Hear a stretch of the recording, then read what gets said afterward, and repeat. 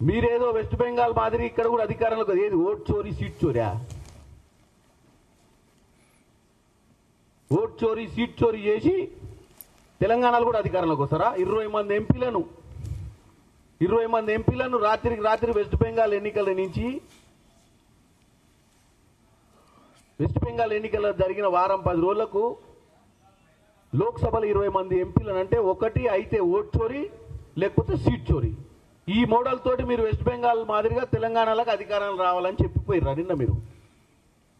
నేను ఒకటే చెప్తున్నా, మీ హయాంలో నెంబర్ 1 మీరు ఈ రాష్ట్రంలో నిన్న చెప్పిపోయిన దానికి సమాధానము ఇక్కడ 2 లక్షల ఉద్యోగాల గురించి కాదు, మీరు ఇస్తా అన్న 25 కోట్ల ఉద్యోగాలు ఎటుపోయినాయో నితిన్ నబీన్ గారు మీరు ఢిల్లీలో పోయి 2014 మేనిఫెస్టో తీసుకోండి, నల్లధనాన్ని తీసుకొచ్చి 15 లక్షల రూపాయలు ప్రతి ఒక్క సామాన్యుని అకౌంట్లో కూడా వేస్తా అని అప్పుడు ప్రగడ్బాల్ వాళ్ళకిండు మీ నరేంద్ర మోడీ విశ్వగురు గారు.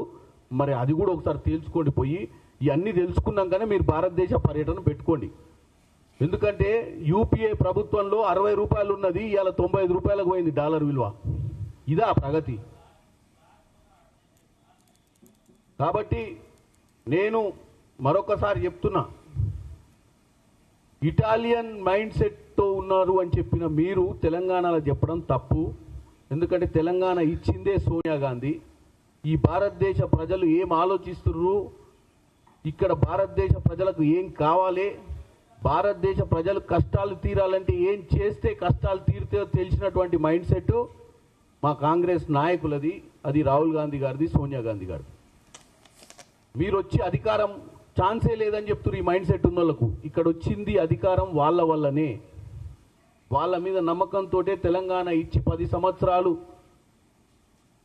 దోచుకోబడ్డటువంటి తెలంగాణలో మళ్ళీ కాంగ్రెస్ పార్టీని అధికారంలోకి తీసుకొచ్చింది తెలంగాణ ప్రజలు. కాబట్టి నిన్న మీరు మాట్లాడిన మాటలకు ఈరోజు నేను ఇచ్చేటువంటి ఈ రిప్లైకి మీరు డెఫినెట్గా మీరు మళ్ళీ వాస్తవాలతో రావాలని కోరుకుంటున్నాను. నేను అదే అంటున్నా, రామచంద్రరావు గారికి అయితే కంపల్సరీ యాక్టింగ్ చేయాల్సిందే, ఆయనకు పోస్ట్ ఇచ్చింది కాబట్టి. ఆయనకు అజెండానే లేదు, జెండా ఎట్లా ఎగిరేస్తాడు? ఆయన అజెండానే నేను చెప్పిన సిరిసిల్ల 23లా, ఈ తెలంగాణలో కూడా ఎవరైనా గూగుల్లో 23లా సిరిసిల్లలో ఎన్ని ఓట్లు వచ్చినాయి కేటీఆర్కి, 24లో బీజేపీకి ఎన్ని ఓట్లు అదే సిరిసిల్లలో తెలితే మ్యాచ్ ఫిక్సింగ్ అనేది పెద్ద తేట తెల్లం అయిపోతుంది. వీళ్ళకి అజెండా ఏం లేదు, వీళ్ళ అజెండా ఒకటే, ఫిక్సింగ్ చేస్తూనే ఎట్లా నమ్ముతారు తెలంగాణ ప్రజలు?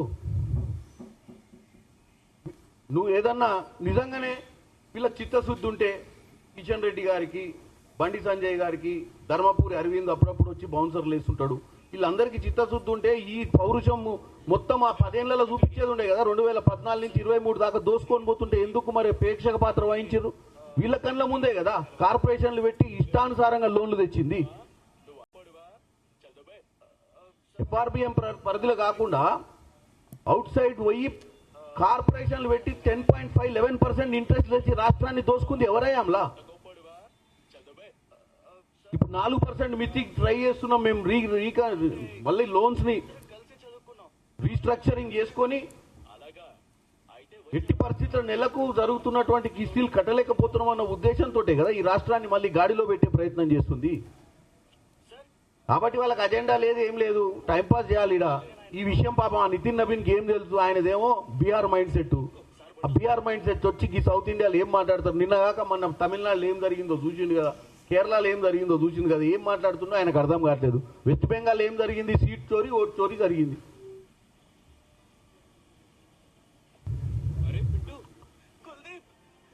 ఫస్ట్ ఆ ఇంజన్ సంగతి ఏందో చూసుకోమని అప్పటికల్లా. ఎందుకంటే ఇట్లనే దేశాన్ని దోచుకుంటా దేశంలో ఉన్నటువంటి ప్రజాస్వామ్యాన్ని కూనీ చేస్తే ప్రజలు ఏదో రోజు శిక్షిస్తారు, ఎవరు విర్రవీగినా నడవదు.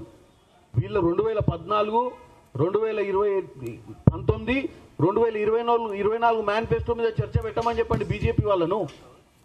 ప్రతి రాష్ట్రంలో వచ్చి ఆ రాష్ట్రంలో ఉన్నటువంటి మేనిఫెస్టోల గురించి, ఆ రాష్ట్రంలో ఉన్నటువంటి పథకాల గురించి మాట్లాడుతున్నారు కదా. ఒక్కటన్నా వాళ్ళు ఫుల్ఫిల్ చేసిరా చూడండి. కేవలం గప్పాలు కొట్టడం, ముచ్చడి చెప్పడమే తప్ప. నల్లధనం తెస్తా అని చెప్పారు పోయి, ఇదే సామాన్యునికి ఒక్కొక్కరి అకౌంట్లో 15 లక్షలు వేస్తా అన్నాడు. ఎందుకే లేకపోయారు? సరిపోలేదా? 3ఓసారి అధికారంలోకి వచ్చిన తర్వాత కూడా చేయలేని పరిస్థితి ఉంటే ఇంకెప్పుడు చేస్తారు? 150 రూపాయలు అయినాక నా డాలరు. ఓకే, నమస్కారం అండి.